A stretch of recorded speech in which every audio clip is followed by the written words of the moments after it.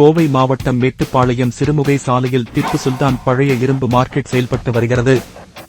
இங்கு 100க்கும் மேற்பட்டவர்கள் பழைய இரும்பு வியாபாரம் செய்து வருகின்றனர். இந்த நிலையில் இன்று மாலை 5 மணி அளவில் பழைய கார்கள் நிறுத்தி வைக்கப்பட்டு இருக்கும் இடத்திலிருந்து புகை வர ஆரம்பித்துள்ளது. சிறிது நேரத்தில் பகுதி முழுவதும் தீப்பிடித்து புகையானது 100 அடிக்கு மேல் வானில் எழும்ப ஆரம்பித்தது.